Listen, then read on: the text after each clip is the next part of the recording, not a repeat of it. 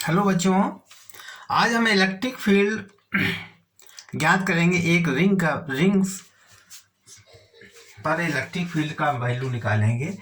देखिए, एक रिंग है। ये रिंग फिर से बना दें, बताओ।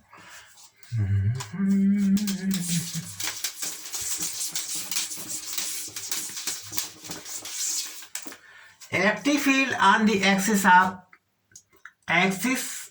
Of A charge ring.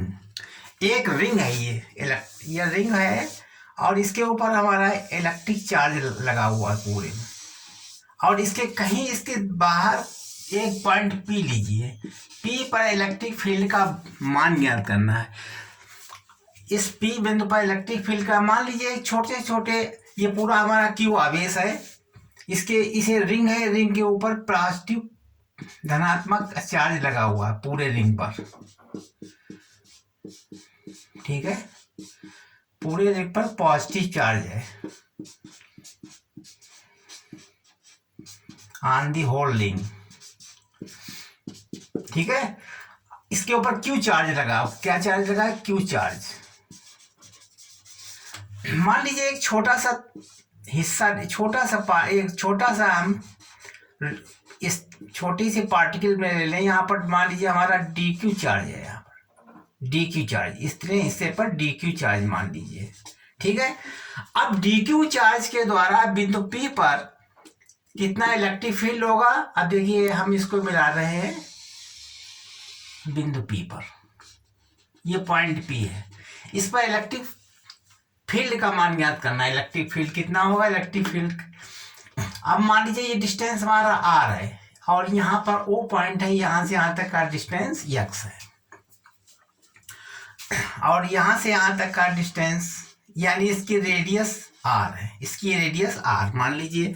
तो इस डी क्यू के द्वारा इसके ऊपर इलेक्ट्रिक फील्ड इस साइड में लगेगा, ये डीई मान लें।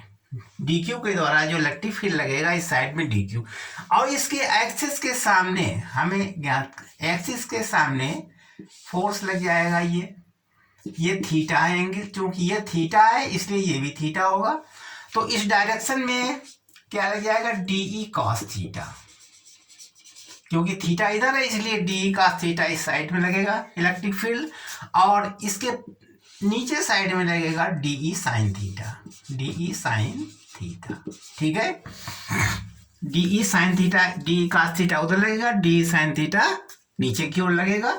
अब देखिए, मान लीजिए तुमने जब यहाँ पर पॉइंट चार्ज माना था डी क्यू, तब ये कंडीशन है। अगर हम यहाँ मान ले, यहाँ मान ले, यहाँ मान ले, मान लीजिए हम नीचे मानते हैं, तो इस तरीके से डी साइन थीटा ऊपर की तरफ हो जाएगा। जैसे हम इसको यहाँ बढ़ाएंगे ये, तो इधर साइड ये थीटा एंगल पहुंच जाएगा, ये भी थीटा है, ये भी थीटा बन जाएगा। तो ये डी कॉस थीटा इधर हो जाएगा, डी साइन थीटा इसके अपोजिट डायरेक्शन में भी डी साइन थीटा।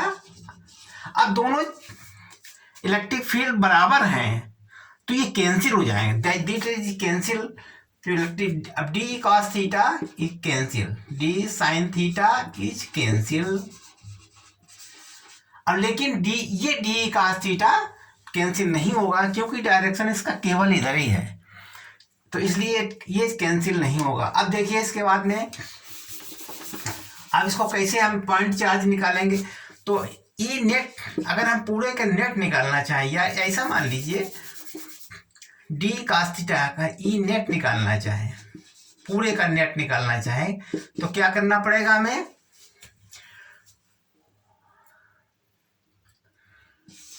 डीई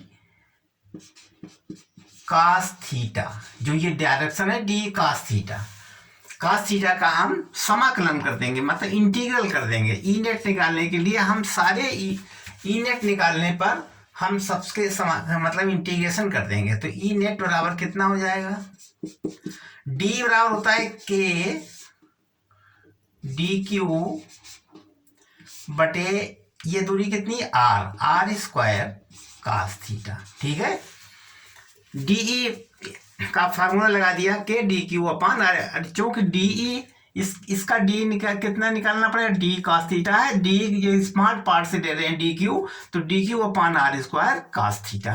ये हो जाएगा। अब देखो इसमें डी क्यू तमाम बनेंगे ये, तो इसका इंटीग्रेशन करना पड़ेगा। ई नेट बराबर हो जाएगा, अब देखो कास थीटा, ये एंगल थीटा कांस्टेंट है, ये भी ये एंगल थीटा कितना है, कांस्टेंट है।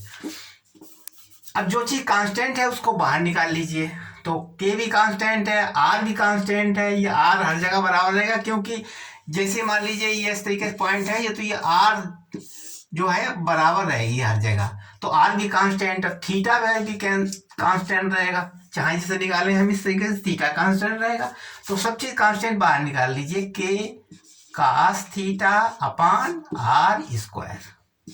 अब इसमें डी क्यू का हमें छोटे छोटे डी क्यू मिला करके हम पूरा एक क्यू चार्ज था, अब इसकी जगह पर हम पूरा कंप्लीट क्यू चार्ज लिख देंगे। ई नेट बराबर हो जाएगा K cos theta into Q upon R square, ठीक है। ई नेट बराबर के क्यू, ये क्यू है, ये थीटा नहीं क्यू है, Q upon R square into cos theta, ठीक है, समझ गए। अब हम क्या करेंगे, कॉस थीटा की वैल्यू रख देंगे और आर की वैल्यू रखेंगे, इतना ऊपर बिगाड़ दें, ठीक।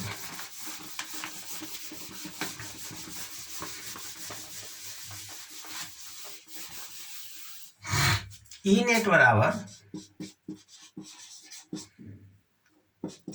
के क्यू बटे आर स्क्वायर कास थीटा। अब देखिए कास थीटा बराबर क्या हो जाएगा, कास थीटा बराबर होता आधार x था और कर्ण x बटे आधार बटे कर्ण होता है x बटे आर, ठीक है। अब x बटे आर इसमें मान रख देंगे, ई नेट बराबर हो जाएगा के क्यू बटे आर स्क्वायर इंटू एक्स बटे आर, ठीक। अब आर भी कैसे बनेगा, देखिए ये इस तरीके से बना था, ये हमारा आर था, यहाँ एक्स था, ये कैपिटल आर था, सर्किल टाइप से बना था, तो यहाँ पर जो वैल्यू लिखी है थीटा था कोई एंगल। अब हमारे क्या हो जाएगा, देखिए आर की मान, आर का बराबर क्या हो जाएगा, आर स्क्वायर बराबर X square plus R square हो जाएगा। तो मान रख दीजिए ई नेट बराबर के थीटा आर स्क्वायर है ना, यहाँ इंटू एक्स और आर क्यूब बनेगा, क्योंकि आर का मान क्या हो जाएगा, X square plus R square whole power 1/2 होगा। अब यही वैल्यू इसमें आर क्यूब है, तो आर क्यूब मान कितना हो जाएगा, आर क्यूब बराबर हो जाएगा X square plus R square whole power 3/2। तो यहाँ हो जाएगा X square plus R square whole power 3/2, ठीक है। ये हमारी मतलब नेट इलेक्ट्रिक फील्ड ज्ञात हो गई, ये नेट इलेक्ट्रिक फील्ड प्राप्त हो गई। अब देखिए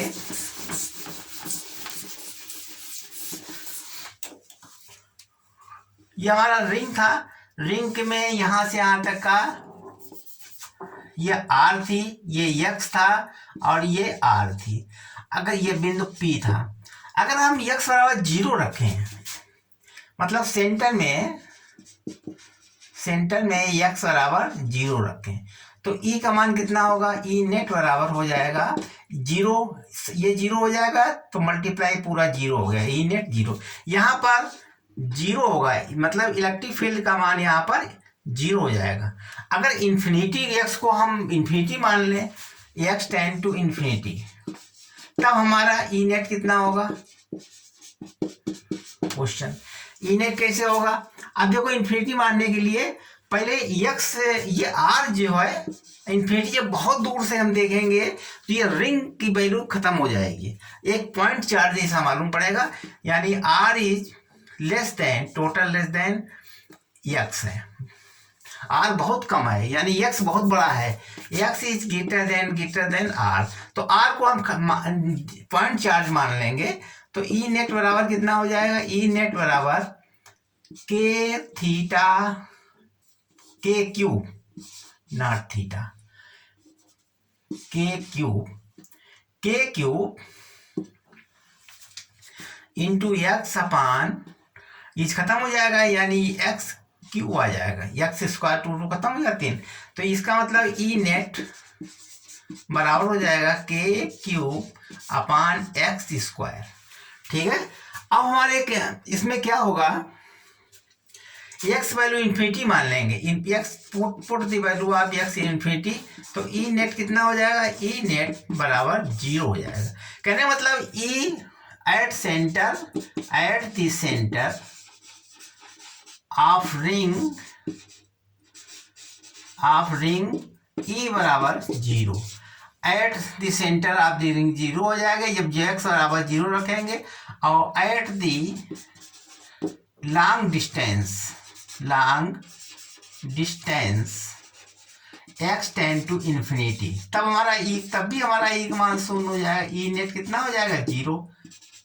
ठीक है, अगर दूर भी होंगे तब भी 0 हो जाएगा, और केंद्र पर निकालेंगे तब भी 0 हो जाएगा।